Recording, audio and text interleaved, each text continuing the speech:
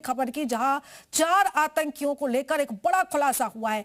पूछताछ जब हुई इन आतंकियों से तो यह बात सामने आई कि इन आतंकियों को पाकिस्तान से ऑफर मिला था कि जितनी दहशत फैलाओगे उतने पैसे मिलेंगे।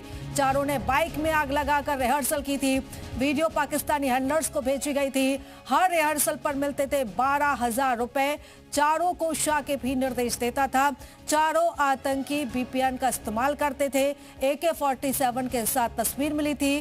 कॉलिंग के लिए 2 तरीकों का इस्तेमाल करते थे। एक सिग्नल ऐप का भी इस्तेमाल करते थे, दूसरा डॉक्यूमेंट्स PDF फाइल भेजने के लिए इंस्टाग्राम का इस्तेमाल करते थे।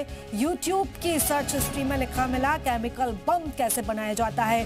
साकिब अरबाब के मोबाइल के सर्च इंजन में यह मिला कि टाइम बम कैसे बनाया जाता है।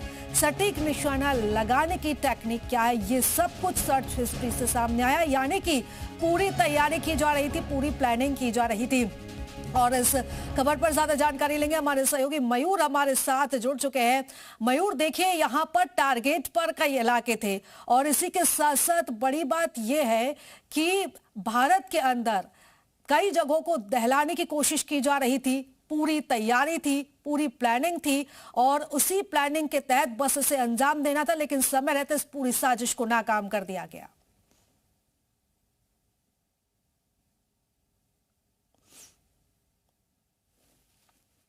देश को दहलाने की, उत्तर प्रदेश को दहलाने की, लेकिन ये भी नहीं कहा जा सकता कि इसके अलावा भी और लोग नहीं हैं, और भी टीमें इसकी काम कर रही हैं, जिसको लेकर यूपी ATS अब उनसे पूछताछ कर रही है। सबसे बड़ी बात जो निकल के आई है कि रिहर्सल करने के पैसे पाकिस्तानी हैंडलर से मिलते थे। ये लोग जगह जगह पर आगजनी करते थे, वाहनों में आग लगाते थे, प्रतिष्ठानों में आग लगाते थे, उसका छोटा छोटा वीडियो बनाकर भेजते थे और रिहर्सल के 12,000 रुपए इनको दिए जाते थे। उससे बड़ी बात है, जब इनसे पूछताछ की गई है तो जो AK-47 शाकिब के पास पाई गई है, उसने इस बात को कबूला है कि उसका जो भाई आकिब जो कि दुबई में रहता है, उसके पास AK-47 है और उसी का उसने वीडियो बनाकर डाला था, दहशत फैलाने की कोशिश की। तो अब यूपी ATS ये भी प्रयास कर रही है कि ये AK-47 इन भाइयों के पास कहां से आई, उसका भी कहीं ना कहीं सोर्स पता लगाने का काम किया जाएगा। जब इनके मोबाइल सर्च किए गए, हिस्ट्री पाई गई, तो उसमें यह पाया गया कि टाइम बम कैसे बनाया जाए और भी तमाम जो बम बनाने की टेक्निक है, केमिकल बम कैसे बनाया जाए, इसके बारे में ये पूरा अध्ययन किया करते थे। इसी के साथ अन्य जो गतिविधियां होती, जो तमाम वीडियोस होते हैं आतंकी संगठनों से संबंधित, वो ये देखा करते थे और ट्रेनिंग के वीडियोस भी देखते थे कि बंदूक चलाना कैसे सीखें, सटीक निशाना कैसे लगाया जाए। ये तमाम सारी चीज़ें इनके पास पाई गई हैं और पैसे के लेन देन के अलग अलग तरीकों का इस्तेमाल करते थे, कम्युनिकेशन के अलग अलग तरीकों का इस्तेमाल करते थे, VPN का इस्तेमाल करते थे ताकि ये पकड़े ना जाए। तो अभी फिलहाल शाकिब जो है इनका सरगना है, उसी के डायरेक्शन में ये सब काम करते थे।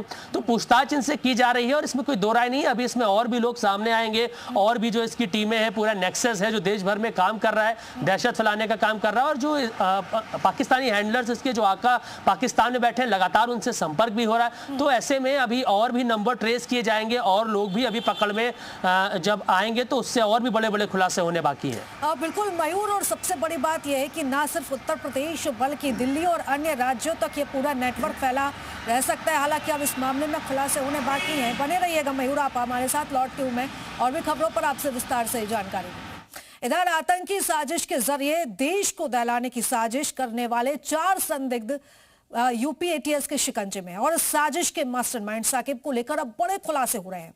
साकिब को दुबई में बैठे आकिब और पाकिस्तान में बैठे आतंकी अबू बकर से निर्देश मिल रहे थे और उन्हीं के इशारे पर यह काम कर रहे थे। ये 4 आतंकी साकिब, अरबाब, लोकेश और विकास, इनका मास्टरमाइंड साकिब के 2 आका, एक पाकिस्तान तो दूसरा दुबई में आतंकी प्लान बना रहा था। लेकिन वक्त रहते यूपी ATS ने आतंक के खौफनाक साजिश का खुलासा किया। आतंक के इन 4 मोहरों पर शिकंजा कस लिया। अब शिकंजे में आए चारों बदमाशों को लेकर कई बड़े खुलासे हो रहे हैं। मेरठ का रहने वाला आकिब दुनिया से आतंकी मॉड्यूल ऑपरेट कर रहा था। आकिब ने इनके लिए एक साकिब को चुना था। आकिब ने ही साकिब को डेविल कोड वर्ड दिया था। पाकिस्तानी हैंडलर से पैसों का लेन देन आकिब करता था। काम हो जाने पर वो पैसे साकिब और उसके साथियों को भेजता था। वो दुबई से ही शाकिब और उसके साथियों को पाकिस्तानी हैंडलर्स से संपर्क कराता था। यहाँ तक कि पैसे के लेन देन का भी पूरा जिम्मा आकिब के पास ही था।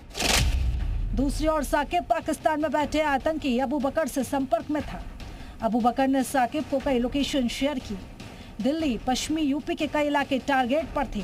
12 कार शोरूम में आग लगाने की साजिश थी।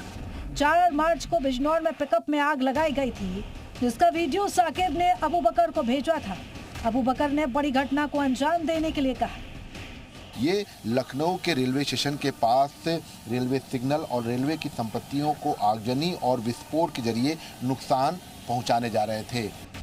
साकिब और उसके साथी रेलवे सिग्नल तोड़ने, गैस सिलेंडर ले जा रहे ट्रक में आग लगाने की प्लानिंग कर रहे थे। राजनीतिक हस्ती और हिंदुवादी नेताओं की भी रैकी करने की तैयारी थी। विशाल रघुवंशी, लखनऊ, जी मीडिया।